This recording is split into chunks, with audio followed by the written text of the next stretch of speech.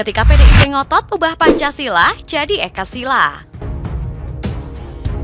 Perdebatan mengenai Pancasila kembali mengemuka. Asal-muasalnya datang dari gedung parlemen yang telah menyepakati RUU Haluan Ideologi Pancasila atau HIP ke dalam Prolegnas Prioritas 2020. Sebelum kita lanjut, jangan lupa subscribe agar tidak ketinggalan info terbaru lainnya dari Trilogi TV.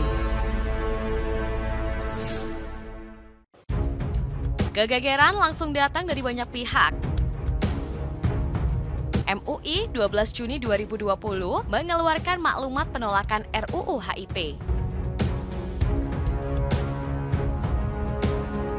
PP Muhammadiyah bertekad membantu tim jihad konstitusi. Nahdlatul Ulama menghimbau DPR agar tak tergesa-gesa. Bahkan Habib Rizik dari Arab Saudi ikut menyuarakan penolakan.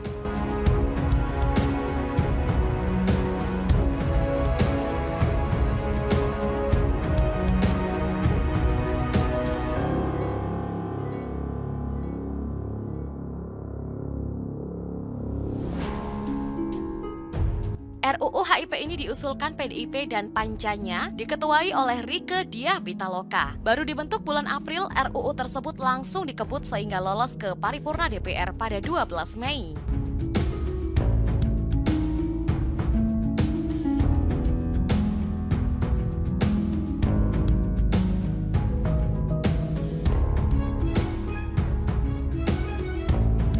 Semua fraksi, kecuali PDIP memberikan catatan. Demokrat bahkan telah dari awal keluar dari keanggotaan Panja. RUU ini memiliki setidaknya 3 masalah utama. Pertama, tujuan eksplisit pembentukan RUU HIP dalam rangka penguatan Badan Pembinaan Ideologi Pancasila perlu mendapat sorotan. Pasalnya, jangan sampai Badan Pembinaan bertransformasi menjadi badan pemukul karena akan memundurkan demokrasi.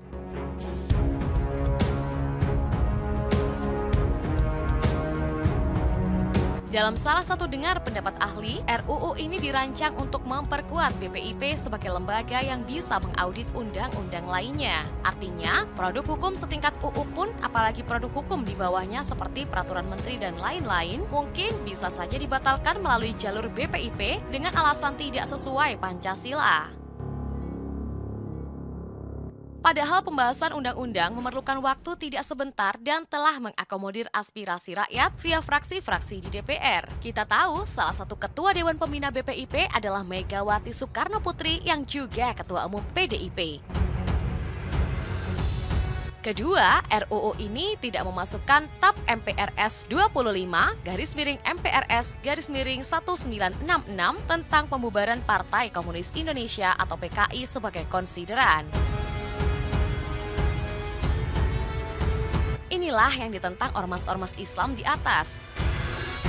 RUU HIP justru memasukkan TAP MPRS yang tidak berkaitan dengan falsafah negara seperti TAP MPRS 8/2001 tentang visi Indonesia serta TAP MPRS 9/2001 tentang pembaharuan agraria dan pengelolaan sumber daya alam. Dari situ bisa dilihat bahwa Pancasila akan diturunkan derajatnya dari sebuah falsafah bangsa menjadi sekedar pedoman teknis. Sebagai pedoman teknis, Pancasila akan diberikan tafsir tunggal oleh penguasa. Ini tentu sangat berbahaya. Ketiga, selain hendak diturunkan derajatnya ke tataran teknis, Pancasila juga hendak diperas menjadi hanya 3 sila, yakni Trisila, atau bahkan 1 sila, yakni Ekasila. Usul ini murni dari PDIP yang selalu membuat citra paling Pancasilais. Trisila yang dimaksud terdapat dalam pasal 7 ayat 2, yaitu sosionasionalisme, sosiodemokrasi, serta ketuhanan yang berkebudayaan. Di ayat ketiga, Trisila diperas lagi menjadi Ekasila, yaitu gotong royong. Gagasan Trisila dan Ekasila pada dasarnya adalah gagasan Bung Karno pada sidang BPU PKI yang kemudian digelorakan kembali oleh fraksi PKI dalam konstituante. Namun, perdebatan itu telah selesai karena Bung Karno kemudian membubarkan konstituante dan mengembalikan konstitusi kepada UUD tahun 1945. Kenapa sekarang dimunculkan kembali? Pemerasan Pancasila dalam bentuk undang-undang juga menjadi langkah degradasi Pancasila karena harus turun dari posisinya di UUD menjadi hanya selevel undang-undang. Dalam hierarki hukum di Indonesia, kita tahu bahwa Undang-Undang Dasar tahun 1945 adalah payung hukum tertinggi, diikuti oleh TAP MPR dan setelahnya Undang-Undang. Kabar baiknya, pemerintah melalui Menko Polhukam menolak RUU HIP jika memeras Pancasila menjadi Trisila atau bahkan Ekasila. Menurutnya, dan ini yang kita yakini, Pancasila sudah final dengan kedudukannya di pembukaan Undang-Undang Dasar tahun 1945 yang telah disahkan pada 18 Agustus 1945. Hingga saat ini, RUU HIP masih menunggu surat Presiden untuk bisa masuk pembahasan. Semoga Presiden mampu keluar dari belenggu partainya demi menyelamatkan Pancasila. Pemerintah menyikapi maklumat MUI terkait RUU haluan ideologi Pancasila yang tengah dibahas oleh Panja DPR. Ya, kalau kami memaklumi dalam pengertian memang draft undang-undang, rancangan undang yang beredar itu mengandung hal-hal yang oleh MUI diprotes. Misalnya tidak dicantumkannya TAP MPRS nomor 20 tahun 66, sementara TAP MPR atau MPRS yang lain dicantumkan sebagai konsideran. Nah, di situ saya atau kami memaklumi. Yang kedua, kita memaklumi juga karena di dalam draft aslinya pasal 7 ayat 2 itu memang menyebut istilah Trisila dan Ekasila. Nah, oleh sebab itu pemerintah sudah membahas dan mendengar itu semua dan berdiskusi ke semua kalangan. Pada akhirnya kita pemerintah di tingkat tim kecil yang saya pimpin itu sudah membuat rumusan yang akan disampaikan kepada Presiden, yaitu untuk mengkritisi tidak adanya TAP MPRS nomor 20 tahun 66 itu. Jalan keluarnya yang kami usulkan, semua TAP MPR atau TAP MPRS yang dijadikan dasar pertimbangan atau konsideran di dalam RUU itu dihapus saja, kemudian diganti dengan satu TAP MPR, yaitu TAP MPR nomor 1 tahun 2003 yang disebut TAP Sapu Jagat dulu waktu dibuat.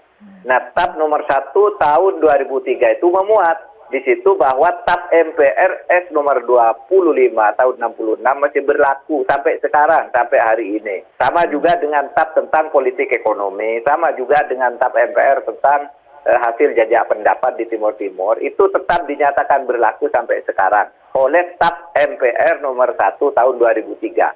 Nah, itu jalan tengah yang kita tawarkan. Semua terakomodasi di situ. Nah, soal Trisila dan Ekasila, ya Halia, silakan. Ya, Prof, artinya ketika kemudian RUU haluan ideologi Pancasila ini kan merupakan inisiatif dari DPR, apakah ataupun komitmen pemerintah untuk mencantumkan TAP MPRS nomor 25 tahun 66 atau tadi Anda katakan mengenai TAP MPRS 1 nomor 2003 pada saat nanti ini dibawa ke DPR dan dibahas ini akan seperti apa? Ya, pemerintah akan menyertakannya itu di dalam DIP. Ya, daftar inventarisasi masalah yang akan disandingkan kalau DPR berpendapat seperti itu, kami punya pendapat seperti ini. Kan selalu begitu pembahasan undang-undang, lalu masyarakat punya pendapat apa, gitu kan, nanti masuk di dalam seluruh proses legislasi itu. Karena di dalam Undang-Undang nomor 12 tahun 2011, masyarakat juga harus didengar pendapatnya di dalam pembuatan undang-undang. Tidak cukup pemerintah dan DPR hanya berdua.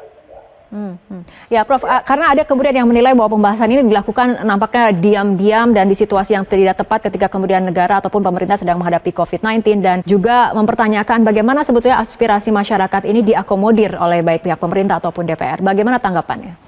Tidak diam-diam, karena keputusan untuk membuat prolegnas, program legislasi nasional itu kan dulu dibuat sebelum ada pandemi. Sebelum ada pandemi COVID-19. Jadi prolegnas itu selalu dibuat akhir tahun pada tahun pertama keterpilihan seorang presiden dan DPR baru. Nah, itu sudah disahkan di situ prolegnas itu undang-undang yang akan dibuat dan masyarakat tahu karena itu dimuat di dalam situs DPR maupun di situs pemerintah di bidang perundang-undangan di Kementerian Hukum dan HAM. Kemudian bahwa pembahasannya terjadi di saat COVID Itu hanya kebetulan aja COVID-nya muncul sekarang. Tetapi jadwal itu sudah ditetapkan di akhir tahun 2019 bahwa kita akan membuat ini. Kemudian ada COVID, lalu seakan-akan bersembunyi dari masyarakat. Padahal tidak juga. Nyatanya masyarakat juga sekarang tahu kan draft undang-undangnya. Karena itu tidak disembunyikan. Dan silahkan dibahas. Dan kita juga akan membahas. Pemerintah sendiri, Fitri, baru menerima draft itu dari DPR minggu lalu. Sehingga kita juga baru mendalaminya kemarin pagi, gitu. Kemarin pagi baru mendalami dan menemukan beberapa hal yang memang nanti akan disampaikan sebagai masukan kepada DPR. Baik, selain topik mengenai pencantuman TAP MPRS nomor 25 tahun 1966, juga ini bagaimana komitmen dari pemerintah ataupun ada kekhawatiran mengenai draft apakah akan ada pemangkasan Pancasila menjadi Trisila atau Ekasila atau bagaimana sebetulnya, Prof? Ya, itu tidak bisa disembunyikan ya, masyarakat sudah tahu. Di dalam draft yang diajukan oleh DPR itu pasal 7 ayat 2 memang menyebut Pancasila itu bisa diperas menjadi Trisila. Lalu kalau enggak, Trisila itu diperas lagi menjadi satu sila saja menjadi gotong royong. Nah itu dulu memang pernah dikemukakan oleh Bung Karno. Tetapi ketika Bung Karno mengemukakan itu, kemudian pada waktu itu belum disepakat. Piagam Jakarta. Piagam tanggal 22 Juni itu yang memprakarsai juga Bung Karno. Jangan dipertentangkan Bung Karno itu anti Piagam Jakarta. Enggak, yang memperjuangkan Piagam Jakarta itu Bung Karno. Ketika 22 Juni itu Bung Karno yang mengadakan rapat, Bung Karno juga ya tanggal 10 Juli menyatakan saya minta agar Piagam Jakarta ini diterima. Tetapi kemudian Piagam Jakarta dikompromikan lagi menjadi pembukaan Undang-Undang Dasar tahun 1945 tanggal 18 Agustus itu juga Bung Karno. Jadi keseluruhan itu Pancasila itu kalau ditanya kapan dan siapa itu merupakan satu proses. 1 Juni, 22 Juni, kemudian 18 Agustus yang menjadi pembukaan sekarang itu. Yaitu Pancasila dengan bunyi yang sekarang. Dan itu bagi pemerintah dan bagi kita adalah satu kesatuan makna. Satu tarikan nafas 5 sila itu adalah 5 yang satu. Majmuk tunggal istilahnya dalam ilmu studi ideologi tentang Pancasila. Itu majmuk tunggal. Bukan 1, bukan 3, tapi majmuk tunggal. 5 dalam satu kesatuan, dalam satu tarikan nafas. Jadi kita akan mengusulkan agar tidak ada lagi Trisila, tidak ada lagi Ekasila, karena sudah tercakup di dalam proses sejarah itu, filosofinya.